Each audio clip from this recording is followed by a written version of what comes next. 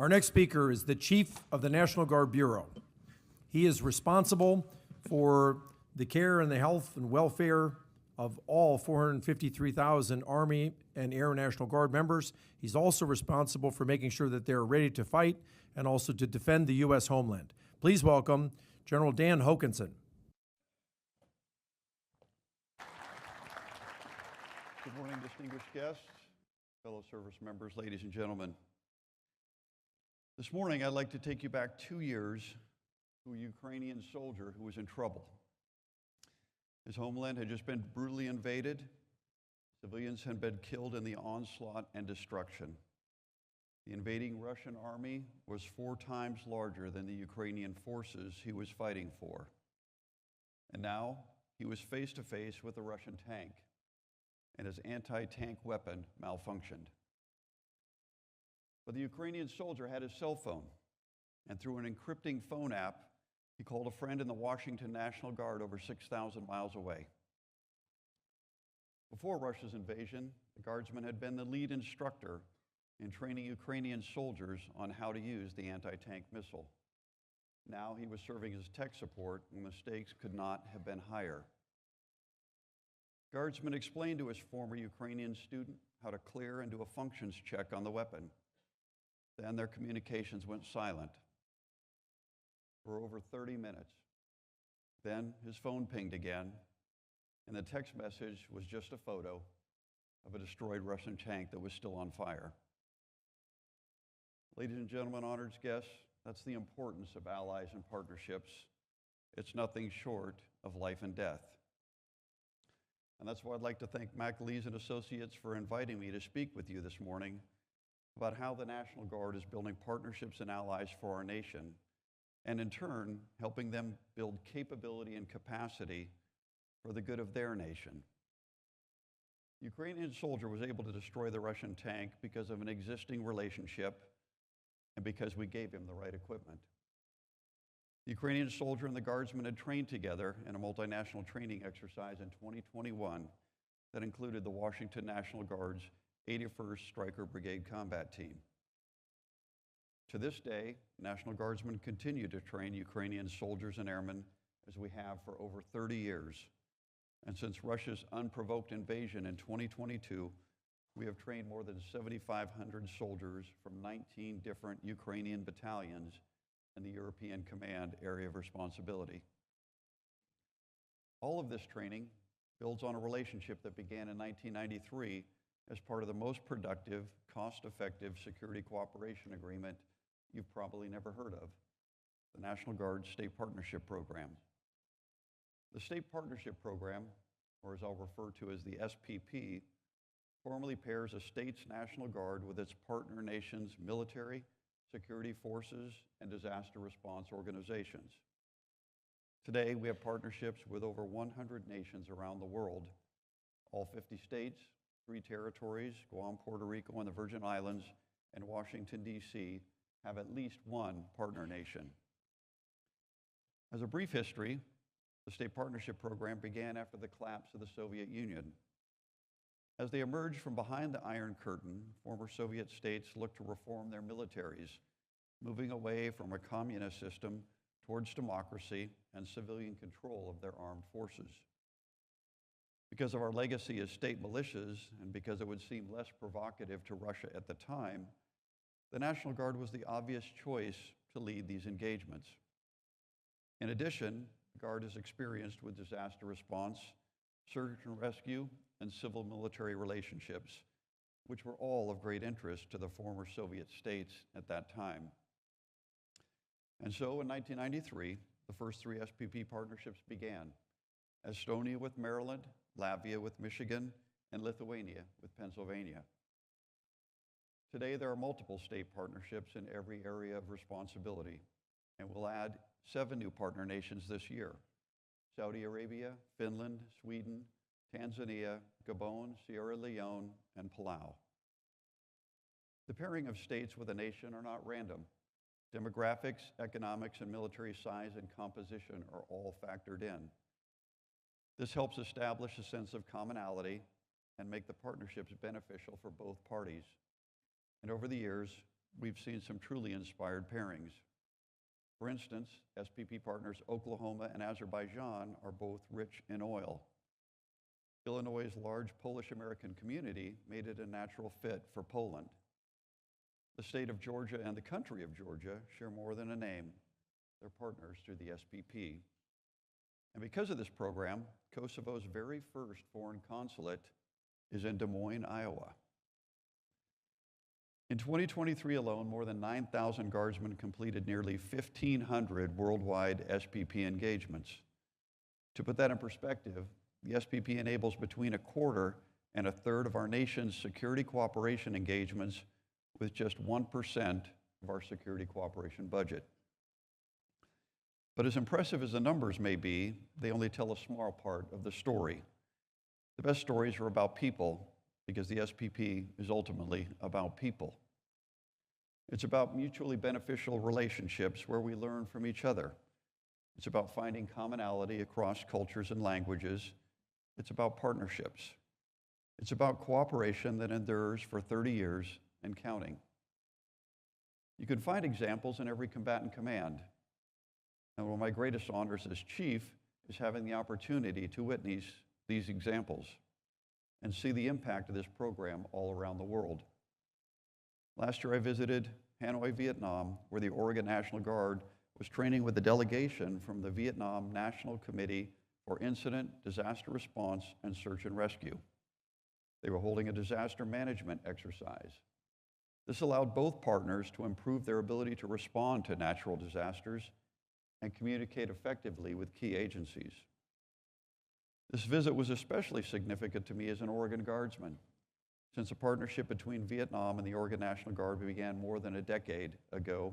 I've seen how the relationship between our Guardsmen and our Vietnamese partners has grown. I remember visiting Vietnam as Oregon's Adjutant General in 2014, just 2 years after the partnership began, and I'm proud to see how it has evolved. In fact, during my recent visit, the Vietnamese counterparts I had worked with in 2014, who had all since retired, all traveled from parts of Vietnam to come see me, a testament to how these partnerships build relationships that endure and develop over time. I also had the opportunity to witness our Guardsmen and their partners in actions at the African Lion training exercise in 2021. It was my first overseas travel as chief, and I was excited by the opportunity to see our National Guardsmen and service members from 9 partner nations training side by side.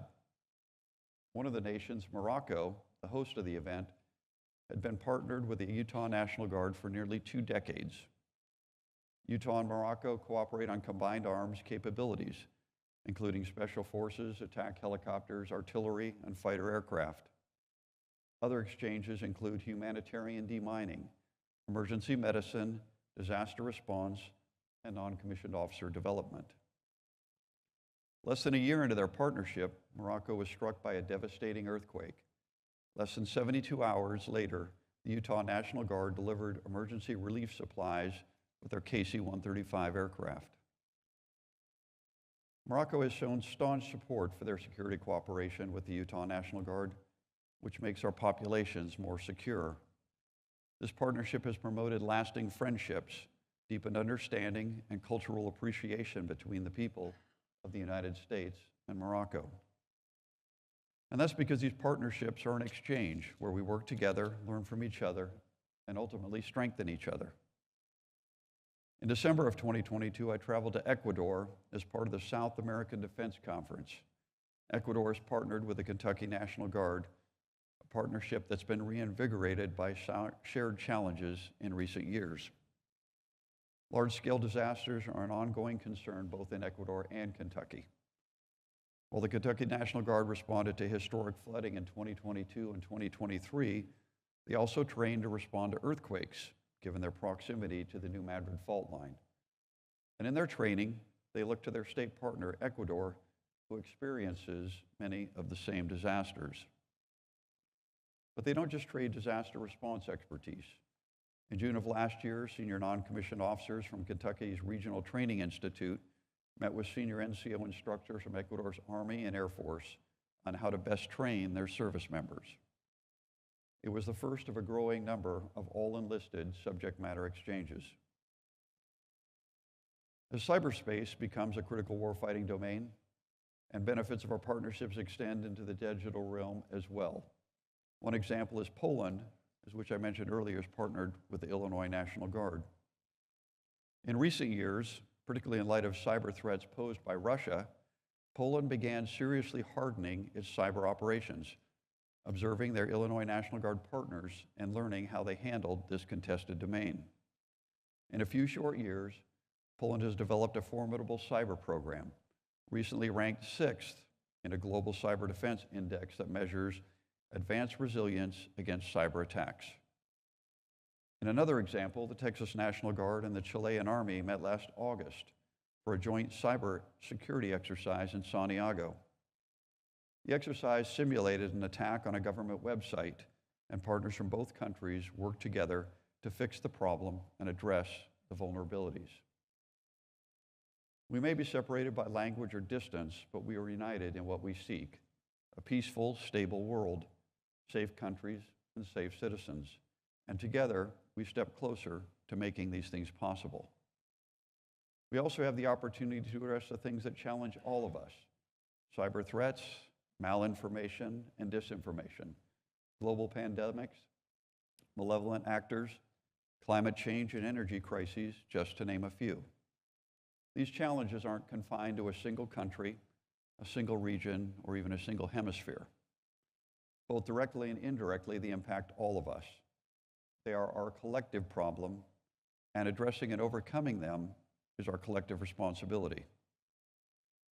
As I mentioned earlier, in 1993, when the SPP began, the first 3 partner countries were Latvia, Lithuania, and Estonia, Baltic nations who knew the brutality of Soviet rule. I visited all of them in July, shortly after the war started. In Estonia, who partnered with Maryland, I visited a cyber defense center. Estonia has become an international leader in cyber defense after their nation was crippled by a Russian cyber attack in 2007. In Latvia, who has partnered with Michigan, I visited the multinational NATO division headquarters. And on my last day in Lithuania, who has partnered with Pennsylvania, I visited the Genocide and Resistance Research Center. It's a building that held the Gestapo during World War II and the KGB during the Soviet era. Within its walls, countless Lithuanians were held, tortured, and killed. In those countries, I heard the words, "This is our war." I heard, "Ukrainians are defending our values." I heard, "A Russian tank destroyed in Ukraine won't come here." And I heard, "We would rather die than go back to Russian domination." Our partners know the stakes of defending democracy. They know the value of sovereignty and independence. They know the importance of alliances, the power of trust, the strength of cooperation, and the consequences of isolation and complacency. Let's go back to the Ukrainian soldier with the anti-tank missile. Ukraine, like the Baltic states, was one of the original partnerships in 1993 and partnered with California.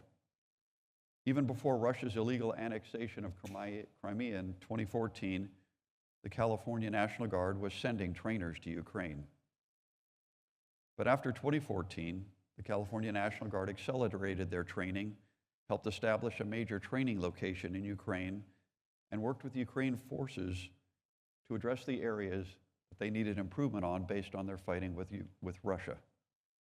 This included joint operations, air defense, anti-armor, logistics, and development of a non-commissioned officer corps. In the years since, Ukraine transformed from an unseasoned military reliant on Soviet-era equipment and tactics to a fighting force capable of challenging one of the largest militaries in the world, despite being outmanned and outgunned. This has been achieved in part through cooperation and training since 2015 with the California National Guard, 9 different National Guard brigade combat teams, and active duty soldiers who formed the Joint Multinational Training Group, Ukraine. The success of these partnerships is built on relationships that endure across decades, spanning the entire duration of careers. I see the relationship develop between our adjutants general and ministers and chiefs of defense. These are genuine friendships with shared history, mutual understanding, and yes, inside jokes. These relationships can be found at every rank. Our guardsmen befriend and keep in touch with their partner nation service members, as highlighted by the Ukrainian with the anti-tank missile. As their careers progress, those relationships endure. When it's time to train, time to respond, or time to fight, our guardsmen and our partners build on existing relationships of trust and respect. When called, we stand shoulder to shoulder with friends, not strangers. In the current strategic environment, these relationships matter more than ever. Russia's violent, unprovoked invasion of Ukraine has increased interest in the SPP and other security cooperation agreements. Meanwhile, the SPP helps the United States remain the partner of choice at a time when China, our pacing challenge, uses predatory diplomatic and economic tactics to fulfill its imperial ambitions. I don't use the term partner of choice lightly. The fact is, these partnerships can't be forced. They are the product of trust, respect, and free will. Every interaction with our partners either strengthens or weakens that bond. Every moment we share, from a signing ceremony to a training exercise, is an opportunity to improve our relationship with our partner nations and our standing as a partner of choice around the world. Our 2022 National Defense Strategy is clear. Mutually beneficial alliances and partnerships, like the State Partnership Program, are an enduring strength, and they will be even more critical in the years ahead. There are so many benefits to our cooperation: stronger diplomatic relations, greater prosperity, advancements in science and technology, improved resilience in the face of adversity, and a stable, more peaceful world for generations to come. Freedom and democracy are American values, but we cannot uphold them alone. Instead, we must tend to our networks, nurture our alliances, and invest in the partnerships that may one day make the difference between stability and chaos, between democracy and authoritarianism, or one day, victory or defeat. Our National Guard motto is always ready, always there. The State Partnership Program is fundamental to that motto, not only for us, but for our partner nations as well. Thank you again for joining me this morning. And with the time we have left, I'd love to hear some questions. Sir, as they're walking mics around, you truly are the one service that is joint from its inception. And so the question I would ask for you, not only are you dealing with multiple budgets, NAGRIA funding, all the service funding, your own funding, but also you're dealing with two services that are in reorganization right now. Yeah. The Army is going to drop $24K, go down to $270,000, some kind of change in force structure that's still to be announced, and the Air Force has announced the reoptimization for global war or large-scale conflict. How are you balancing all of those, and what's the impact on the Guard? Okay, so a great question. So for those that may not be very familiar with the National Guard, we were formed in 1636. We're the oldest military organization in the United States. At 435,000, we're the second largest military organization in the Department of Defense. In fact, 1 in 5 service members is in the National Guard. In the Army National Guard, we have 8 full divisions. In the Air National Guard, we have 90 wings, and we fly every aircraft in the U.S. inventory except for the B-1 and the B-52. And so when you look at the incredible capability and capacity that the National Guard brings, we work very closely with both the Army and the Air Force because we provide that depth. When you look at deployments, in fact, recently we had an unfortunate event in Tower 22 where a one-way UAV came in and actually killed 3 Army reservists, sadly. But there were also 41 National Guardsmen that were wounded in action there. And on any given day, like today, we have 27,000 Guardsmen deployed around the globe, and we have another about 30,000 here mobilized within the United States. So our national defense strategy cannot really exist without the National Guard because we're so critical to that. And your point about working with the Army and the Air Force, We are unique in that we're joint, and our adjutants general in every state command both Army and Air Forces. But we work very closely with the Army and the Air Force to make sure that all of our equipment is, number one, it's got to be deployable, it's got to be repairable, and it's got to be interoperable with everything on the battlefield. And so we work very closely with the services to do that. And as you mentioned, AGRIA funding is additional funding that Congress gives us every year to offset where the Army and the Air Force's budget ends. And it allows us to do innovative solutions to problems that we face to make sure our equipment is modernized. And the concern, obviously, is when you have a continuing resolution, if it goes for the full year, that money goes away. And it sets us back really multiple years because the equipment we plan to modernize now gets moved to the next year, which shifts everything else another year. So it's devastating. The state partnership program that I talked to you about just now, when we have a continuing resolution, a significant amount of that funding doesn't come to us until we get an appropriation. And so we're now close to the middle of March. When we get an appropriation, whatever funding we get, we have to execute by September 30th.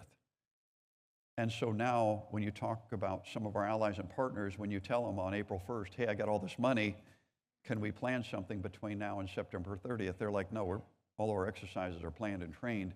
We can't do anything until after the 1st of October, which doesn't help us because now that money's no longer valid.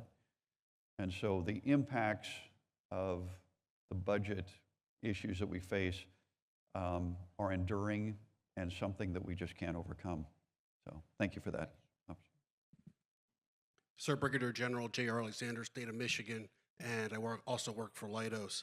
Sir, I'd be interested in your viewpoints on how there's a lot of industry partners here as well as government of how we best can work together to achieve some of these situations to solve some of these SPP issues as they have in equipment and technology. Yeah.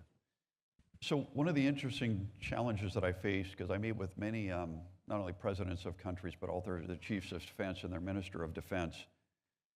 In light of the recent war, a lot of them have donated their Russian equipment to Ukraine to get into the fight, which has been really helpful because the Ukrainians are used to that type of equipment. But many of them, when they look to donate this stuff, they say, look, I need something to replace that because at the end of the day, I have to defend their country.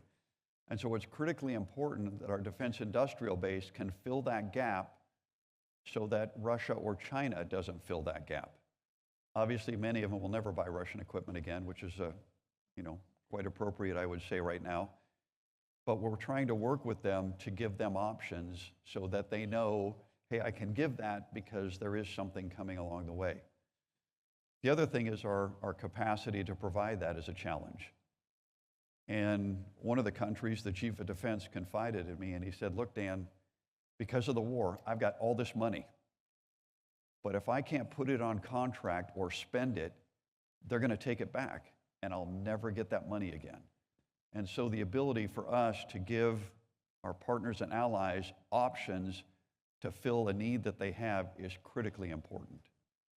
And within our National Guard State Partnership Program, we work very closely with them to help identify their gaps and seams and what equipment that they might need so that hopefully we can connect them or they could just be made aware of sources available to them. Thank you. Morning, sir. Another Gary. Oregon Guardsman here. General Gary Dean, Peduzzi Associates Limited. Earlier, sir, we were talking about innovation, and obviously in our department here, all the great things going on, but still we have the gap between all these great companies that have stuff and that are pushing this stuff, but just getting through the system. Can you kind of elaborate on the SPP as far as your goals with that? Do you see the SPP as a viable thing for industry to maybe help push them? Because those countries obviously don't have the access to the industrial base that we have. Yeah. But can you just give a brief comment about innovation and the opportunities that we have through the SPP? Yeah, thanks, Gary. And so when you look at the innovative aspect of this, one of the great things about the state partnership program is every country we train with is really good at multiple things. And when we train with them, we say, hey, here's some things that we're really good at. We can train with you. But we also ask them, or we usually know in advance what they're really good at. Hey, can you help us with this? Because you guys are really good at this. And so in that respect, we kind of share tactics, but then we also share equipment. Like sometimes they'll say, hey, we developed this organically, or we have this, but we're missing this piece when we look at our force composition. Is there something that the U.S. uses or something out there that could potentially address that?